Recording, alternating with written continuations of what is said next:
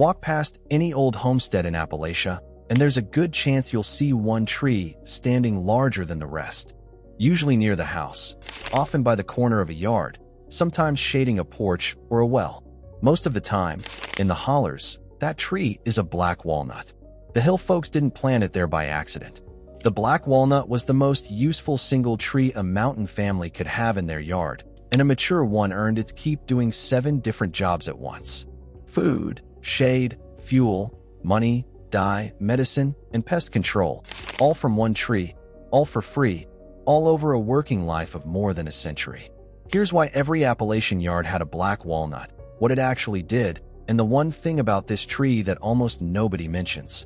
The black walnut is native to the eastern United States, and it's at home in Appalachia.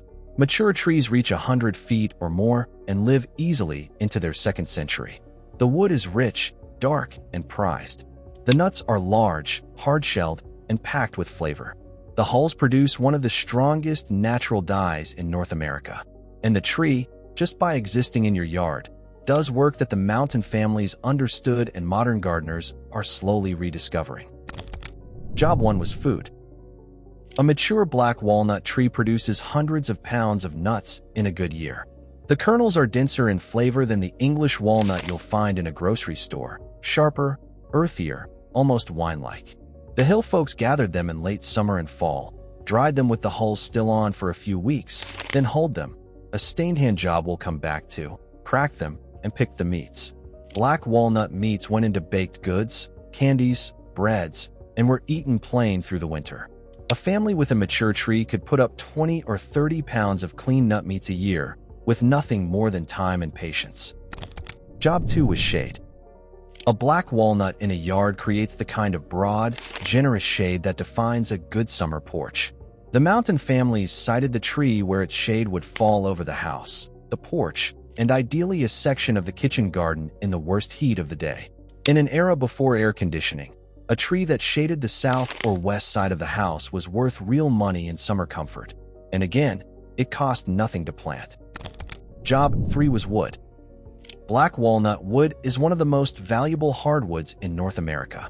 Mountain families generally didn't fell their dooryard tree. It was worth more standing, but when a tree finally came down at the end of its life, or in a storm, the lumber was a windfall. Furniture made from black walnut lasts generations. Gunstocks were a traditional use. Even small pieces from a single felled tree could provide drawer fronts, tool handles, and finished surfaces for an entire household's furniture making over years. Job 4 was dye. The green outer hulls that cover the nutshells are loaded with juglone and tannins, and they produce one of the deepest, most permanent natural dyes anywhere, a rich, dark brown that bonded to wool and cotton and held its color for decades. Mountain families collected the hulls when they hulled the nuts, simmered them in big iron pots, and used the dark liquor to dye fabric, leather, and even hair. A walnut-dyed pair of work pants would still be wearable color years after a commercial dye job would have faded. Job 5 was money. Black walnut nuts had, and still have, a market. Throughout the 20th century, country stores and processors bought black walnut meats from rural families for cash. The hulling and picking was tedious work, often done in the evenings around a fire, but a family with a productive tree could earn real money each fall. It was one of the few cash crops a mountain household could produce from a tree they didn't even have to plant. If this is the kind of mountain knowledge you want more of, our free Appalachian Almanac goes out every Sunday. One real method, sourced and tested, in your inbox. Links in the description. Now, 3 more jobs the tree did, including the one most people don't know about.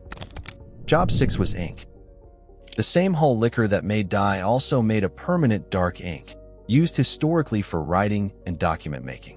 Walnut ink shows up in colonial-era American documents, including some by major historical figures.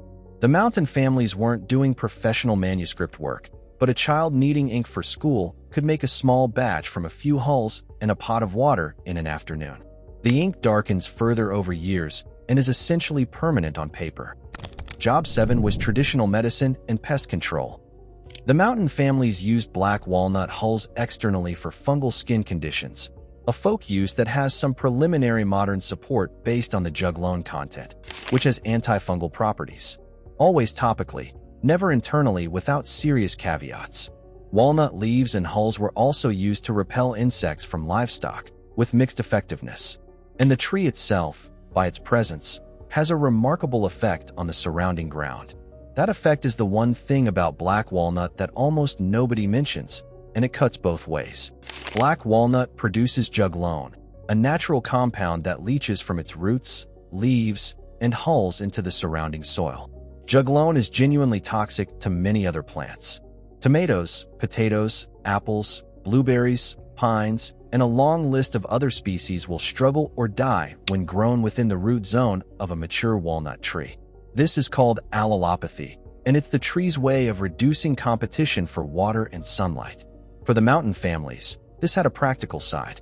The ground directly under a walnut tree wasn't going to support a kitchen garden, so they didn't try. They used that space for chicken yards, wood piles, and tool sheds. Some plants, including grasses, beans, corn, squash, and a fair number of others, are juglone tolerant and grew fine. The hill folks learned, through trial and observation, which plants would thrive under their walnut and which wouldn't. This is the part you absolutely need to know if you're thinking about planting a black walnut today. A mature tree creates a roughly 50 to 80 foot zone where many garden vegetables and fruit trees won't do well. Plant it close to your kitchen garden and you'll lose half your tomatoes. Plant it where it has room to grow on its own, at the edge of the yard, away from where you want to grow food, and it does all 7 jobs without taking down anything else. The mountain families understood this. Most modern homeowners don't, until they find out the hard way. A few other practical notes worth knowing if you're considering one of these trees for your own land. The hulls stain everything. When you hull black walnuts, you stain your hands a dark brown that doesn't fully wash off for days. Gloves are not optional unless you don't mind walking around looking like you've been working in a tannery. The same staining is a feature when you're using the hulls for dye, and a strong reason to do the hulling on a tarp or somewhere you don't mind discoloring permanently. The nuts are hard.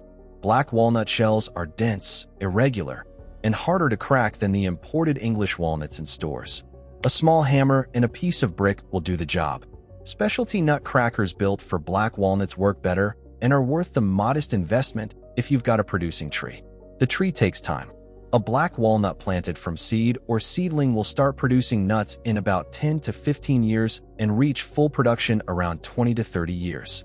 The mountain families lived with that timeline because they were planting for their grandchildren, and many of the trees you see in old hollers today were planted by people whose names are now lost. That's a real consideration if you're thinking about planting one. You're not planting for yourself. You're planting for someone 50 years from now. The deeper lesson of the dooryard tree is something the mountain families understood and modern landscaping has nearly forgotten. A tree is not decoration. A tree is a working member of a household.